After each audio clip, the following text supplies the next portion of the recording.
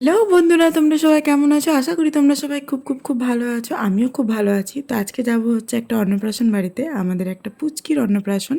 তোমাদের দাদাভাইয়ের বন্ধুর মেয়ে, তার অন্নপ্রাশন। আর বাবু এখন ঘুমাচ্ছে, তো সেই ফাঁকে ভাবলাম যে চলো তাড়াতাড়ি আগে রেডিটা হয়ে যায়, কারণ উনি উঠে গেলে কিন্তু আর রেডি হওয়া যাবে না।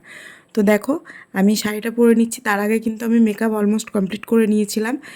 তার মাঝে বাবু উঠেও গেছে এবং বাবুকে রাত্রে খাবারটা খাইয়েও দিয়েছিলাম, এবং লাস্টে আমি শাড়িটা পরে তারপরে ফাইনালি যেটা বাকি ছিল সে সমস্ত কিছু জুয়েলারি পরে আমরা যাচ্ছি হচ্ছে অন্নপ্রাশনের বাড়ি আর কি। আর বেটুকেও আমি একটা ধুতি পাঞ্জাবি পরেছিলাম, আর ওর বাবাও পরেছিল হচ্ছে পাঞ্জাবি। দেখতে দেখতে আমরা অনুষ্ঠান ভবনে চলে এলাম, যেখানে অনুষ্ঠানটা আয়োজন করা হয়েছিল। আর পুচকিটার ভালো নাম হচ্ছে ইদিকা, আর ডাক নাম হচ্ছে ইমি, বাট আমার তো ইমি নামটা শুনতেই বেশি ভালো লাগে। তো যাই হোক, তারপরে চলো ওপরে যাওয়া যাক। আর ওপরে যাওয়ার সঙ্গে সঙ্গে প্রচুর দাদা দিদিদের সঙ্গে দেখা, যাদের সঙ্গে দীর্ঘদিনের পরিচয়। আর দেখো, বাবু কিন্তু তার পিপির কোলে চেপে গেছে। এই পিপি কিন্তু বাবুকে একটু বেশি ভালোবাসে, বাবুর বাবাকেও যেমন ভালোবাসে বাবুকেও ভালোবাসে। তো তারপরে এই যে দেখছো, এই যে হচ্ছে আমাদের মিষ্টি পুচকি ইমি, যার আজকে অন্নপ্রাশন হয়েছিল। অন্নপ্রাশন অনুষ্ঠানটা দিনেই ছিল, বাট রাত্রে খাওয়া দাওয়া হয়েছিল আর কি।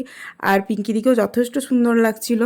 আর এই হচ্ছে আমাদের ইমির অন্নপ্রাশনের মেনু কার্ড। তারপরে কিন্তু খাওয়া দাওয়া করে চলে এসেছিলাম হচ্ছে বাড়ি। আর বাড়ি আসার সময় এই যে ঠাকুর ভাসানটা দেখছো, এটা হচ্ছে কালী পুজোর। আর এটা কিন্তু আমার একটা বান্ধবীদের পাড়ার, তো ওদের সঙ্গে মাঝ রাস্তায় দেখা হয়ে গেছিলো। তো যাই হোক, সমস্ত কিছু পার করে চলে এসেছি হচ্ছে বাড়ি। তো চলো, আজকের এই ব্লগটা দেখতে কেমন লাগলো অবশ্যই কিন্তু নিচে কমেন্ট করে জানিও। আর ভালো লাগলে অবশ্যই একটা লাইক কমেন্ট শেয়ার করে দিও। আর ফেসবুক থেকে দেখলে কিন্তু অবশ্যই ফলো করে দিও।